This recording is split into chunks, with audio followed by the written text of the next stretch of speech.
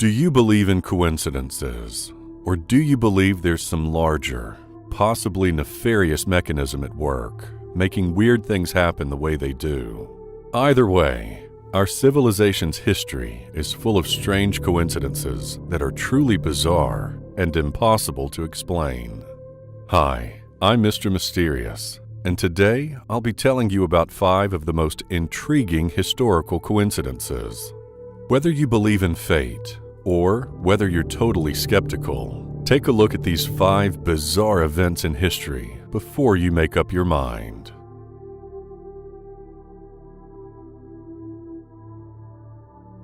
Hoover Dam.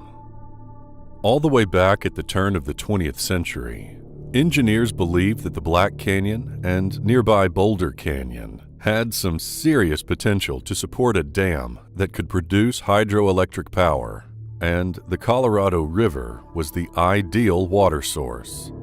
It was the perfect storm for such a grand project, and in 1928, this proposal became a reality. By 1936, the Hoover Dam was completed in its entirety, an impressive 2 years ahead of schedule. Even though this description makes it sound like this was an easy accomplishment, this project remains one of the finest examples of American engineering. There are numerous interesting stories that surround the Hoover Dam, but perhaps the most interesting stories are related to construction workers. Even after 80 years, stubborn myths still cling to the colossal construction effort that built Hoover Dam. Despite what you may have heard, no workers are entombed in the concrete structure.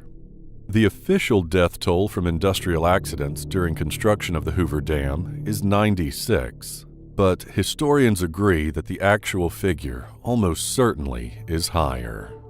Possibly the most shocking story that surrounds this power station begins with a man named John Gregory Tierney. He was born in 1885 in Piedmont, Missouri. John Gregory made his career as a hard rock miner. His work carried him to Idaho, then Arizona, and finally to a survey camp on the bank of the Colorado River in Boulder Canyon. This unfortunate man drowned on December 20th, 1922, while looking for an ideal spot for the dam. It took almost 2 weeks for news of his death to reach Las Vegas from the remote work site. Newspapers offered differing accounts of what happened, but the endings were the same. JG disappeared into the water, and his body was never found. John Gregory's son, Patrick William Tierney, was 12 when he lost his father to the Colorado, and his grief-stricken mother moved with him back to Missouri. They settled in the Springfield area, where Patrick went to high school and met his future wife. Not long after Patrick and his wife welcomed their son in 1931, the young family headed west in search of work in the deepening Depression. The dam was the biggest construction project going, and Patrick may have thought he could parlay sympathy over his father's death into a job there. According to newspaper accounts, an electrician's helper fell 320 feet from one of the 2 intake towers on the Arizona side of the stream on December 20th, 1935. This was the last death on the project's official fatality list. What's shocking is that this electrician's helper was Patrick Tierney. His father's death was the first death caused by this massive construction project, and Patrick's death was the very last death before the dam started to work. This incredible story is still being told by tour guides to those who decide to visit this magnificent power plant.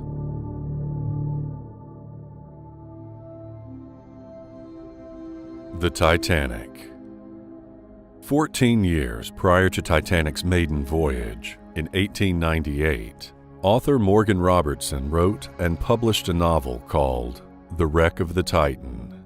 The story features the ocean liner named Titan, which sinks in the North Atlantic after striking an iceberg.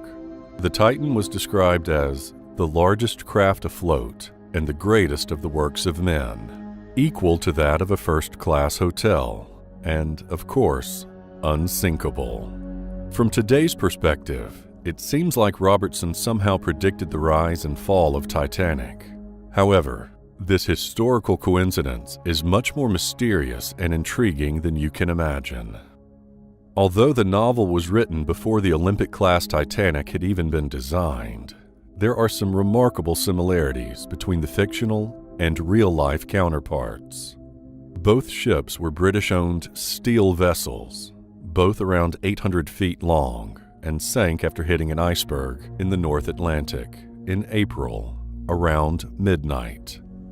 Like the Titanic, the fictional ship sank in April in the North Atlantic, and there were not enough lifeboats for the passengers. There are also striking similarities between the size and life-saving equipment. The latest technology was used in the building of the Titan, including the addition of 19 watertight compartments. With 9 compartments flooded, the ship would still float, and as no known incident of the sea could possibly fill this many, the steamship Titan was considered practically unsinkable. Because Titan was considered unsinkable, she only carried the minimum number of lifeboats required by law, 24, able to carry about 500 people. This was not enough for the 2,000 passengers on board. Morgan Robertson's Titan hit an iceberg in the North Atlantic Ocean and sank. 2,987 people died in the disaster. Morgan Robertson republished his novel after the sinking of the Titanic with some notable changes, suggesting that he was trying to cash in on the Titanic disaster. Nevertheless, the similarities between the Titan and Titanic are striking.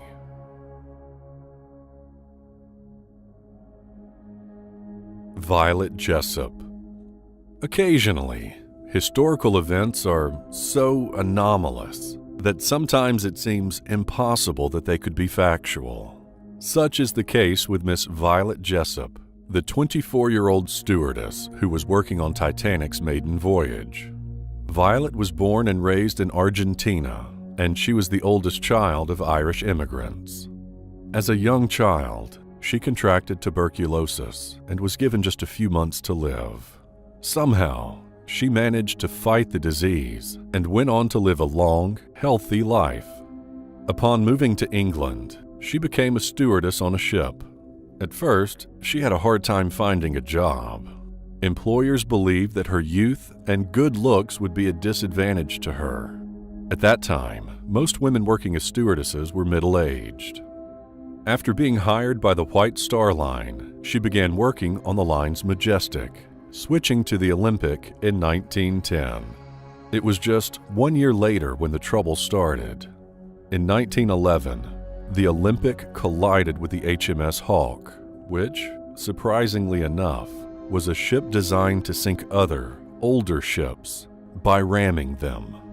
Even though the Olympic suffered massive damage, it didn't sink.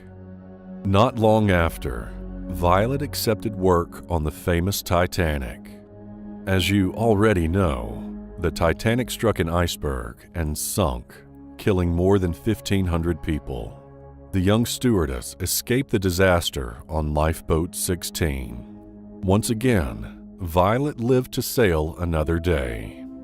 In the lead-up to World War I, she decided to serve as a nurse on board the Titanic's sister ship, Britannic, which operated in the Aegean Sea. Given her track record, you can probably imagine what happened next. The Britannic ran into a mine that had been planted by a German U-boat. The ship sustained substantial damage and quickly started to sink. This time, Violet wasn't lucky enough to jump into a lifeboat. Instead, she jumped overboard. She later joked that she only survived because of her thick hair, which cushioned the blow. Having survived 3 accidents and being a victim of a series of strange coincidences, Violet decided to take a break from being a ship stewardess. However, she soon went back to work working on Royal Mail ships until she retired at the age of 61. She died in 1971 at the age of 84.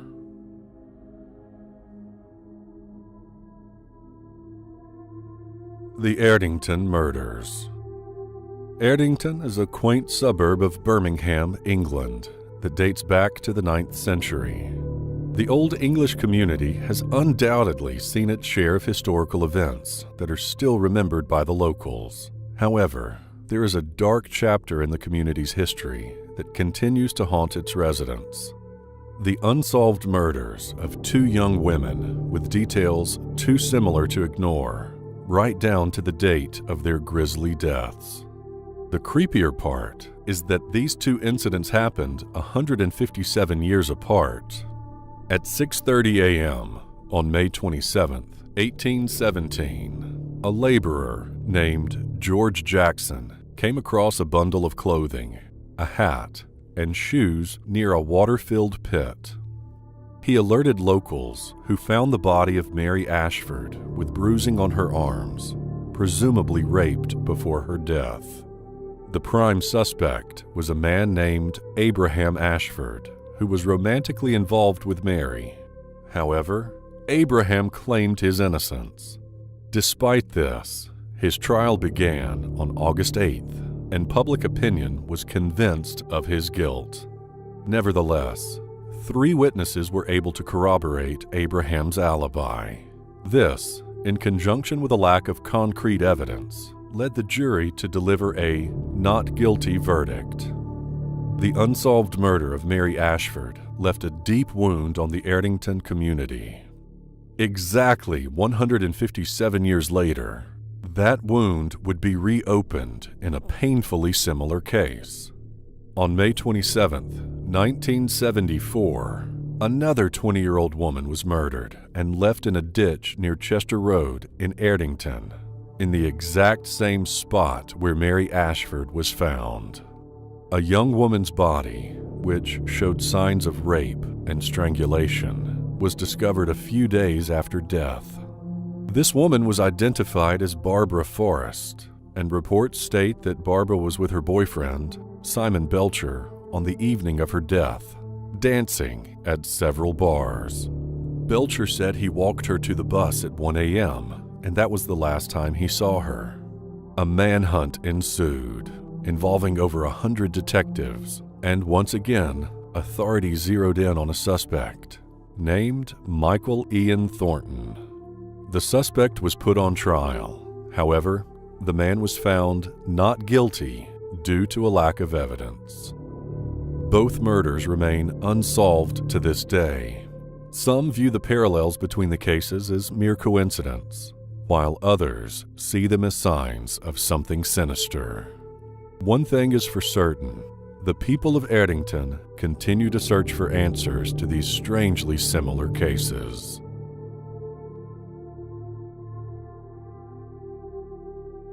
Deus Ex. For those who don't know, Deus Ex is a game series that blends RPG and FPS genres in a science fiction setting. It's often considered one of the greatest PC game series of all time, having garnered Game of the Year awards on several occasions. There are numerous myths that surround this game, but perhaps the most intriguing one is connected to the World Trade Center and the terrorist attacks that happened on September 11th, 2001. The original Deus Ex game was released in 2000. While playing the original Deus Ex, you'll be set on several missions throughout Liberty City. And here, if you check out New York City in the background, you'll notice something rather conspicuous. The World Trade Center towers are missing. The official explanation given in the game is that the towers were taken out by a terrorist attack. A mere year later, the Twin Towers were indeed destroyed by terrorists in the infamous 9/11 tragedy. People quickly pointed to Deus Ex, thus predicting the future, and began wondering how much more it would accurately predict. The true reason you cannot find the Twin Towers in the game is merely due to the engine's limitation at the time. The developers simply could not fit the towers in, as they were forced to crop the skyline in order to fit within these limitations. Those still claiming that it had to have simply predicted this attack may have also forgotten that the World Trade Center was a target even before 9/11. Back in 1993, for instance, there was an attack in which terrorists parked a rental van in a garage underneath the towers and lit the fuses on a massive bomb. This attack could have easily inspired the idea the World Trade Center would eventually be destroyed by a terrorist organization, as the game itself explains. I'm sure we can all agree that this is a very strange and even ominous coincidence. Deus Ex's developers wanted to create a fictional story, but in the end, it happened for real. The September 11th attacks killed 2,996 people and injured over 6,000 others. What do you think about these strange coincidences? In case you know of some other similar stories, please feel free to share them in the comments section below. If you find it mysterious, share and like this video. Also, be sure to subscribe because you don't want to miss what's coming next. As always, thank you for watching.